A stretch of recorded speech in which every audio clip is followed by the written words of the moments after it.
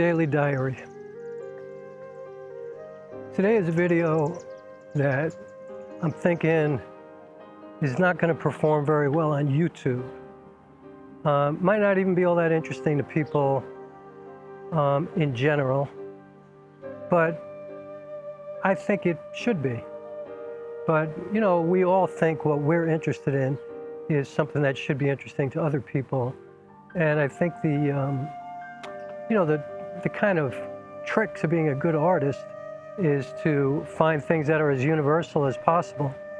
You know, I think I've mentioned a lot during my videos that a great director that I work with once told me when I was working on a play that was pretty much a memoir piece, like about my life, he reminded me all the time that, you know, even though this play is all about you, it's not a good play until it's all about all of us. And I think about that in all my work all the time. And so today I wanted to talk about what is kind of behind, the thing that propels you to do the kind of work that you do. You know, like, why are you a photographer, or why are you a filmmaker?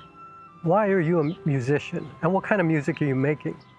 Why are you in the theater? Why do you write? You know, you're a writer, you write plays, you write screenplays, maybe you're a novelist. Why do you write about the things that you write about? What compels you? What kind of is the reason that you wake up in the morning? What is it about you that you feel is, so, I don't want to use the word special, but what makes you think that you are such a, expert on something where you would even think that you have the right to create art and then go out and try to sell it and share it with people? And I say expert because I once had a friend who told me that I had no right to write about something that I was dealing with in a song that I wrote, which became a play, which ironically, what I wrote about was that this kid, Shawn Bell, who was at his bachelor party in Queens, New York, at a club, came out of the club and was shot at 50 times by New York City police officers. And he was killed. And it was, like one of the big names, that we hear about, another young black man shot by police. I don't know if you ever saw the film called Fruitvale Station about Oscar Grant. That was a great film about something quite similar. Michael Brown, Trayvon Martin, like there's so many stories of young black men. So anyway, this was, I guess, kind of the 50 shots story. And I wrote about it, and a good friend of mine who is a novelist, who is a writer, a creative writer, a teacher at NYU, good friend of mine, he got all upset because, I was writing about, you can't really tell that story without talking about police brutality. But I wasn't really taking a stance at all. I was just telling the story. And I was asking questions like, the thing about Shawn Bell is that he was unarmed. And his friends who were with him were all unarmed. And, obviously the police didn't know that they were unarmed. And they only found that out after the shooting. But how did 50 shots go in this direction and 0? Like 50. So I wrote about the visceral response that the police officers had and why they felt that way about this young man. And I asked the question, would it have been the same if he was white? Now, not all the police officers who were there were white that day. So it's a really interesting question. And so I asked the question, and it occurred to me that probably could never happen to me. Like, I don't think I could get shot 50 times by police if I tried. I just can't imagine that would happen to somebody who looks like me. And so that's what I wrote about. So the thing about that story is that everything that I write is kind of about injustice or, asking maybe uncomfortable questions about things that many people look at as disruptive as opposed to entertaining, Like, I don't even want to talk about that. Is the response that some people have towards my work, I think. But I noticed that they only have that response before they see it. Because when they do see it, they see that I've, like intentionally tried to turn a difficult, story that people find hard to engage with into something entertaining and beautiful. Like with Shawn Bell's story, I turned that into a play that was a love story. And I really didn't even write about Shawn Bell. Like, the beginning of the play is the incident that happened and the end of the play. But in between is about 2 hours of these 4 best friends growing up together in Brooklyn. Best friends who loved each other, and we followed them for 20 years. And we see how the world affected their lives and their relationships. And so much happened between these 4 people that had absolutely nothing to do with them, but directly affected their relationships. And so this morning I saw a documentary, and I don't know if this is going to tie together well for you or whatever, but this morning I saw a documentary about a girl, and it's funny, I realized that I saw this documentary 4 years ago, and while I was watching it, I was like, oh man, I saw this already a while ago.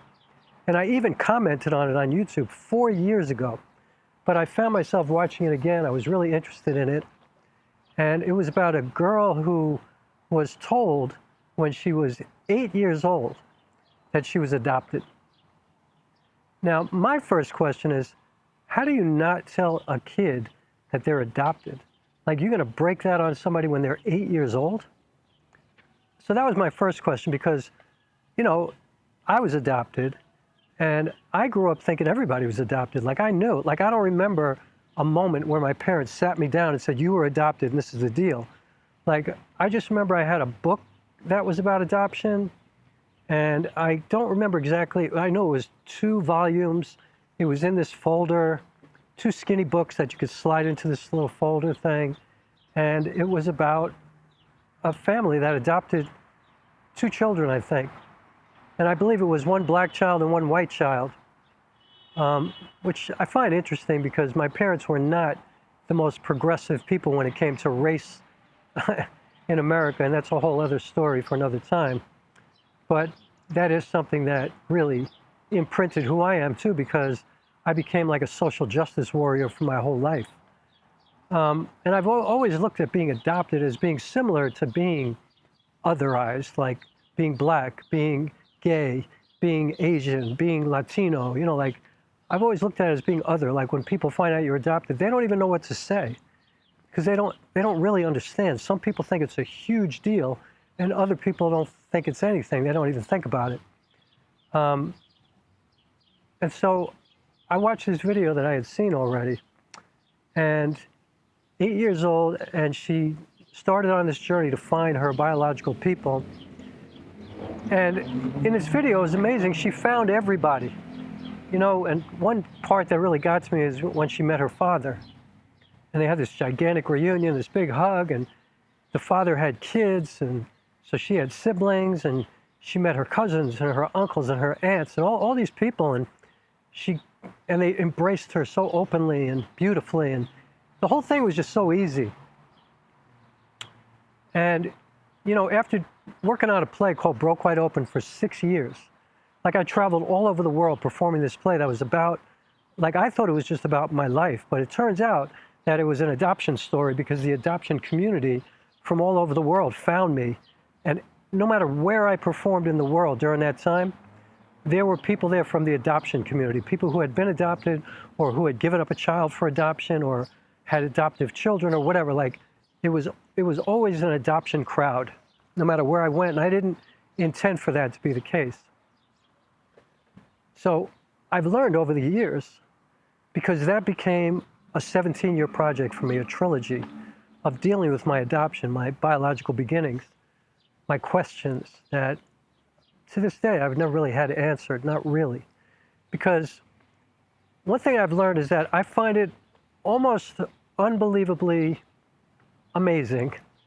In other words, I don't really believe it fully. I'm not buying it, that it was so easy for this girl to be welcomed into this family. My experience was certainly not like that, and I know a lot of people that have not had that experience.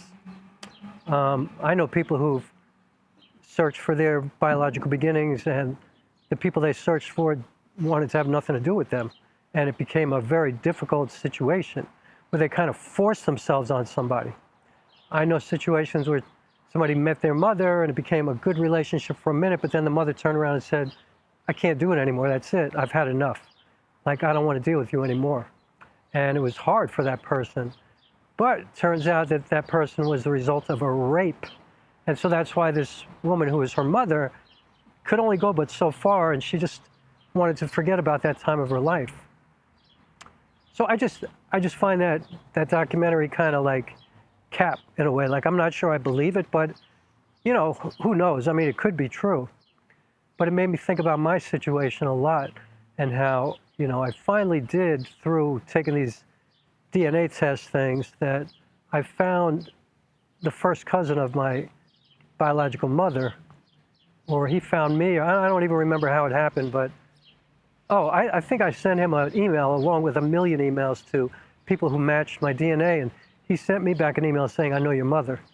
And it turned out my mother died, and so I never got to meet her. And so, but then I started hearing stories about her that were so different from different people. You know, like this cousin of hers, he had this impression of her that she was difficult and angry and hard to deal with and really rough kid. But he only knew her till she was 6 years old, and he was 6 at the time. She was placed in an orphanage. Her mother died when she was 3, and her father died when she was 10. So he didn't really know her, but that was his impression, and I'm sure because that's what other people told him from the family. And then I met people who my biological mother worked with from the age of 55 to 71 when she died, when she was killed, actually. And their impression of her was totally different. But I did find out that she was mentally ill. And her story is just astounding. And it's a very difficult story, but I think because I never met the real person, it's kind of romanticized, you know, like, it's kind of, she's like a legend. She is a legend because I never met her. I didn't get to hear the story from her mouth.